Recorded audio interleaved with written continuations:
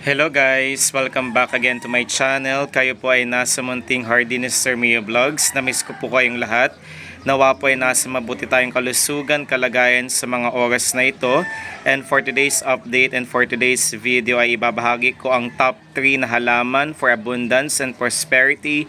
Kung kaya naman po, wag po kayo magpapawala ng ganitong halaman dahil napaka-epektibo at napaka-bisa sa larangan ng paghaltak ng mga blessing na siyang ipagpapasalamat natin araw-araw.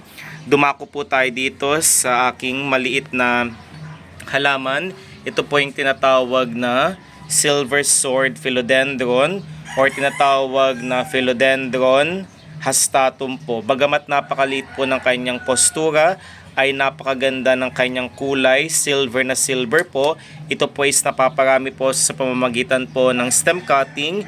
Isang tangkay lamang po ang aking hiningi sa aking kaibigan na isa rin pong kaplantito. At nagulat ako after how many months of waiting, 3 months of waiting po, ito na po siya. Pinapagit ko po siya dito sa basyo ng plastic cup po.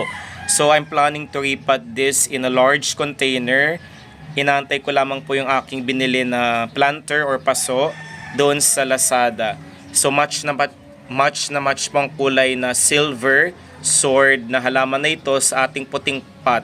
Maswerte na po ang halaman na ito, mas lalo magiging maswerte ang dulot ng ganitong halaman kapag naglaan tayo ng sapat na oras, panahon para po makitaan natin siya ng pagbabago. At since lucky charm ang halaman na ito, pwede nyo po siyang ilagay sa mga lokasyon sa southeast portion ng ating negosyo, ng ating bahay, ng ating workplace, study table, bedroom, para ito po ang magsilbing daan para po maalis ang mga hindi magandang enerhiya na siyang dulot sa ating buhay, kagaya ng pagtatalo ng miyembro ng ating pamilya, mga sigalot, hindi pagkakaunawaan. At kapag na-balance na po ang both energies na hindi maganda at maganda, ay tuluyan na po nating mararamdaman ang daloy ng positibo, ang magandang aura na siyang ating gustong mapunta sa ating bahay ay ating makukuha at mararamdaman po natin yun unti-unti.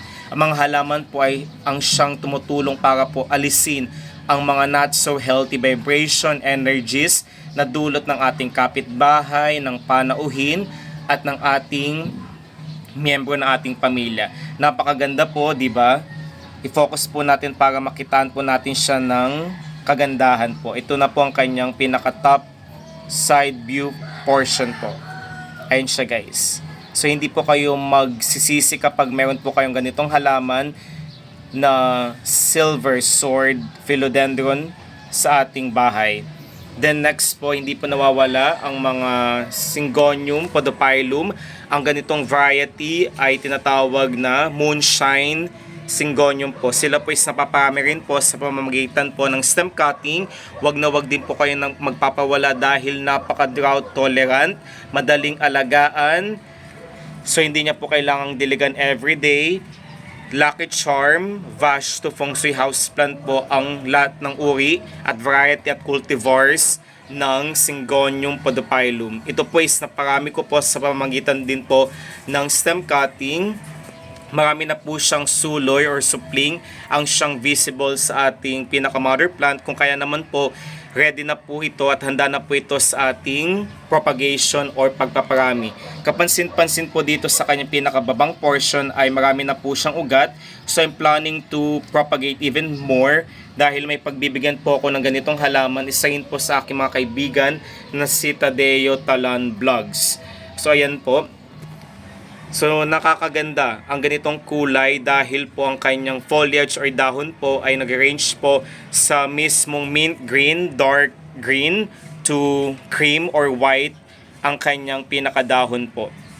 So wag niyo po siyang didilagan everyday dahil po ang labis na tubig kapag nakuha ng ganitong Syngonium podophyllum po ay hindi nagiging maganda dahil isa rin po ang maraming tubig or nalunod po ang halaman na yon, kung kaya po namatayan po tayo ng halaman. Ang senyales po kapag namatayan po tayo ng ganitong halaman ay sumisimbolo po ng hindi magandang kapalaran or oportunidad.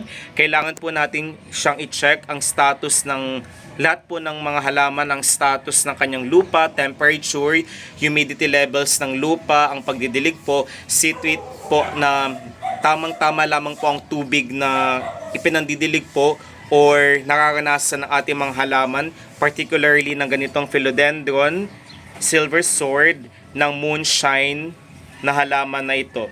So di ba napakaganda po kung tutuusin dahil ang mga halaman po ang siyang nagpapasaya sa ating buhay.